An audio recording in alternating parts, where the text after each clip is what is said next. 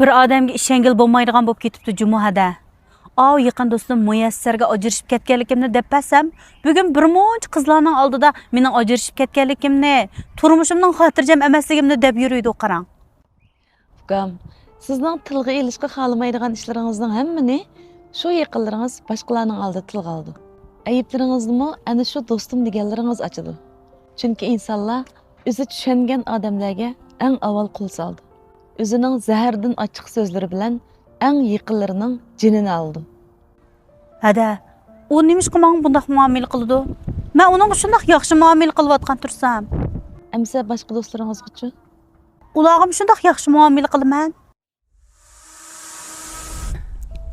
Bugun sizga bir xo'sh xabar deyman-chi. Tamam. Yilqi Rayhon bog'u. Haras, avval mau jantam savzishimlikin ishkash paranglashayli bek payzika. Uchu eri bilan ajrashib ketibdi qarang. Ajrashib ketibdi? Ha-a. Xo'sh xabar desangiz nima ish bo'ldi-ki debdim-a. Mush xo'sh xabarmidi?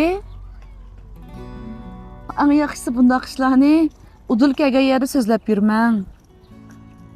Endi kelisholmagan bo'lsa ajrashib ketgandi. Atugin sizning beshingizga kelib qolmasin. Nadi gaplarni qildi ekansiz? Men uningdek daltili qilmayman.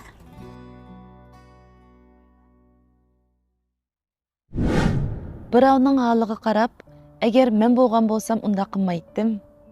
Men bo'lgan bo'lsam bunda qara chiqamaydim demang. Chunki hech kimning baxtsiz bo'lib qolg'isi yo'q. Ba'zida taqdirga tadbirmi azqatmay qoldi ukam. Bo'ldi ukam, boshqalardan mo ranjimang. Bu hayot dal mana shundaq adil hayot. Inson har nima qildi, lekin nima qilsa o'ziga qildi.